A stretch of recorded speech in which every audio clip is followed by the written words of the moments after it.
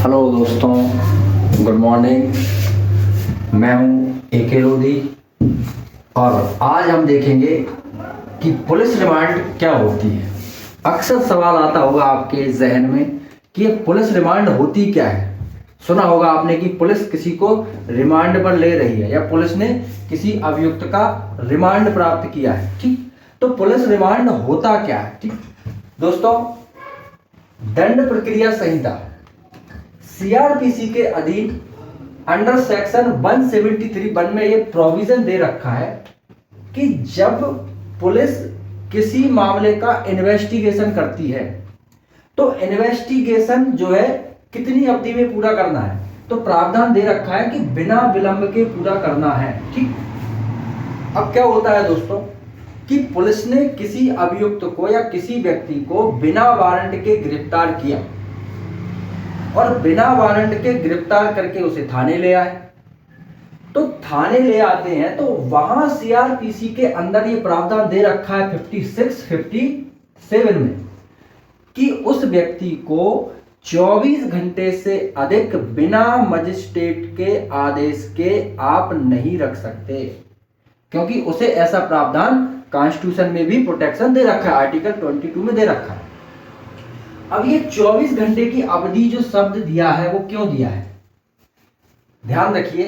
किसी एक्यूज को गिरफ्तार करके यदि थाने में 24 घंटे रखना है तो उसका उद्देश्य होना चाहिए उस मामले में इन्वेस्टिगेशन करना।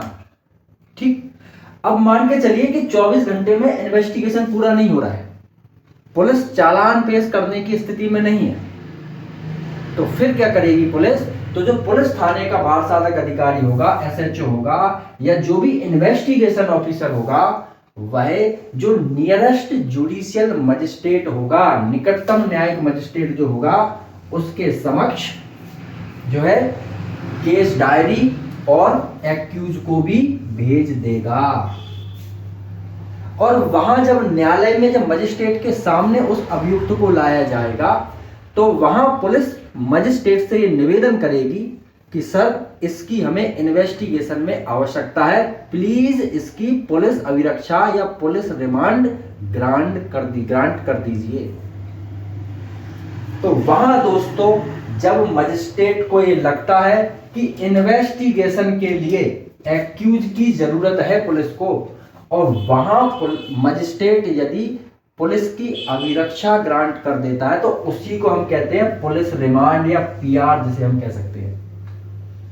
ठीक, ये पीआर या पुलिस रिमांड की मैक्सिमम ड्यूरेशन होगी आपकी 15 डेज। मजिस्ट्रेट चाहे तो एक बार में 15 डेज दे दे या चाहे तो टुकड़ों में करके दे सकता है। यह भी जरूरी नहीं कि 15 दिन पूरी ही देना है, वो चाहे तो 1 दिन की, 2 दिन की, 4 दिन की, जितनी मजिस्ट्रेट चाहे उतनी पुलिस रिमांड दे सकती है, लेकिन 15 दिन से ज्यादा की पुलिस रिमांड किसी भी हालत में नहीं हो सकती। ठीक, इसी को कहते हैं पुलिस रिमांड। अब मान के चलिए मजिस्ट्रेट सेटिस्फाई नहीं है पुलिस की बातों से, पुलिस के तर्कों से, और मजिस्ट्रेट चाहता है कि नहीं इसको पुलिस रिमांड नहीं देना है, तो फिर उसे कहां भेज देगा मजिस्ट्रेट। कारागार में भेज सकता है, जेल में भेज सकता है, कोई स्त्री वगैरह है तो रिमांड होम में भेज सकता है। ठीक, कोई बालक है तो उसको सुधार गृह भेज सकता है, तो उसको कहते हैं जुडिशियल रिमांड, वो भी रिमांड कहलाता है, लेकिन उसको क्या कहते हैं, न्यायिक अभिरक्षा। ठीक, क्लियर। तो रिमांड से हमारा मतलब है अभिरक्षा का एक सिंपल अर्थ ये है रिमांड का कि रिमांड होता क्या है आखिर।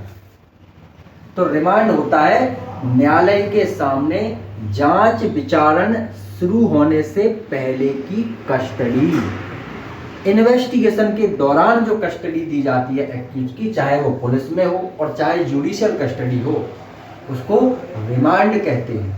और रिमांड का मूल ऑब्जेक्ट ये होता है कि इन्वेस्टिगेशन मामले का प्रॉपर ढंग से हो सके। तो अब उम्मीद है कि आपको पुलिस रिमांड ठीक से समझ में आ गया होगा। ठीक, पुलिस रिमांड मजिस्ट्रेट के द्वारा ग्रांट किया जाता है। ठीक, इसकी ड्यूरेशन 15 दिन से ज़्यादा नहीं होती। ठीक दोस्तों, यदि ये वीडियो ठीक लगा हो तो ज़रूर लाइक और शेयर कीजिए। अगले वीडियो में हम फिर मिलेंगे। ठीक, थैंक यू।